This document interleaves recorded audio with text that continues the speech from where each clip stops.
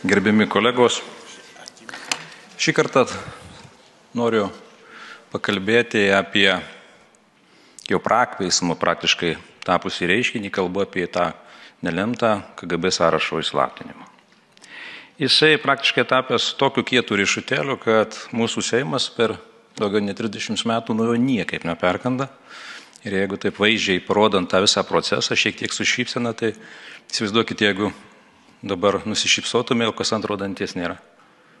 Taip aš su jumoru galėčiau tą situaciją apibūdinti, o jeigu rimtai, tai norėčiau šiandien pateikti argumentus, labai aiškius, praktiškai kiekvienam lietuviui, kuriam tikrai būtų suprantama, kas čia vyksta ir kodėl tų sąrašų nepavykti įslaptinti ir jį tikrai reikėjo įslaptinti. Todėl visą laiką, kai kalbam apie įslaptinimus, reikia atkreipti į 3 dalykus. Pirma, tai yra tas reiškinys, procesas ar daiktas yra labai vertingas ir jis atitinka valstybės paslapties apibrėžimą, tai čia yra viena. Antra, bet kokią paslaptį gali įslaptinti tik paslapčių subjektai, tiek jie gali suteikti slaptumo žymą, tiek išslaptinti. Tai šį kartą mes kalbame apie KGB sąrašą, tai mes kalbame apie KGB bendradarbius, KGB agentus, kurie už atlyginimą tam vykdė tam tikras užduotis ir tas užduotis vykdė ne bet kur, o Lietuvoje prieš Lietuvos piliečius. Ir trečias labai svarbus dalykas, tai santvarka ir ta paslaptis yra vertinga ar ne, dėl to jai visą laiką įstatyminę formą suteikiama tam tikra paslaptis. Tai jeigu dabar atsižvelgiant į visą tai, ką išaiškinau, tai praktiškai mes kalbame apie sąrašą asmenų, kuriuos įslapino KGB, vadovaujantis įstatymais, kurie veikė Sovietų Sąjungos metu. Tik tai, nes būtent tai ir saugo ir jiems tai buvo vertybė.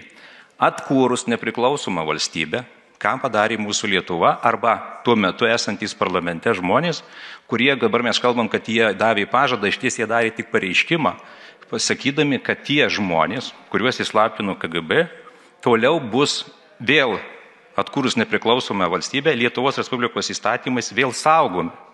Įsivaizduojat, tai netitinka visiškai jokių apibrėžimų ir teisės normų, kada kita valstybė, jau mes kalbam apie nepriklausomą valstybę, įsipareigojo žodiniu susitarimu tęsti apsaugą KGB organizacijos darbuotojams.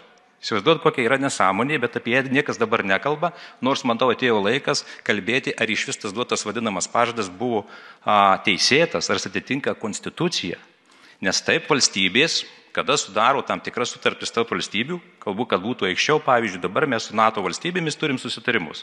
Ir jeigu mes gaunam kažkokį pranešimą iš kitos valstybės, pavyzdžiui, Vokietijos, su slaptumo žymomis, mes įsipareigojam tas paslaptis irgi saugoti, nes ta paslaptis, su kuria mes sudarėm sutartį, vadinasi, mums irgi yra vertybė. Taip, tai su NATO valstybėmis labai aišku, bet kodėl mes saugome Tarybų sąjungos, kurie mes pripažinom, kad yra ir KGB nusikalstama organizacija darbuotojus, nesuprantu. Ir labai blogai, kada mes kalbam apie KGB archyvų sąrašo įslaptinimą, mes šitą dalį, kada atkūrė nepriklausomybę ir buvo vežami archyvai į Rusiją, dalis jų tik buvo sustabdytų, kalbama 50 metus, ar ne? Ir mes kažkodėl tai pripažinom tuos maišus su tam paslaptimis, kad tai yra vertybė, mūsų atkurta nepriklausoma valstybė ir juos reikia įslaptinti. Bet neaišku, kas įslaptino, kuo vadovaujantis ir kam tai ir buvo naudinga. Dėl to visi kiti siūlymai, ką mes dabar kalbam, įslaptinimą, dalinį įslaptinimą, tikrai netitinka dabartiniais nepriklausomos valstybės teisės normų, nes mums tie sąrašai negali būti ir vertybė ir mes net neturim tokio apibrėžimų.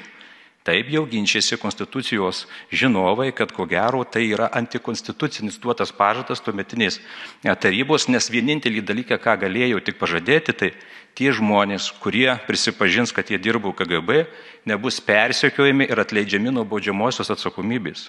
Bet įslaptinti dar sykį ir pratęsti slaptumo terminą, tai yra visiškai nesąmoningas procesas, kurį mes nuolatos tęsiam ir gaunasi, kad mes praktiškai bendradarbiaujam su Tarybų sąjungos KGB organizacija, nes mes tęsiam įsipareigojimą duotą jų savo agentams pažadą, kad nebus įslaptinti, mes vėl juos įslaptinam ir dar pratęsiam terminus.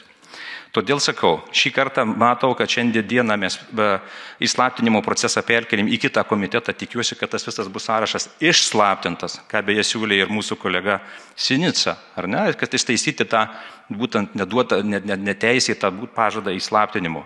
Pažiūrėsim, kaip bus, bet jeigu ne, turėsim grįžti prie pačios pradžios ir vis dėlto aiškintis konstituciniam berods teisme, ar iš vis toks pažadas buvo galėtas duoti ir ar jis yra atitinka mūsų konstituciją.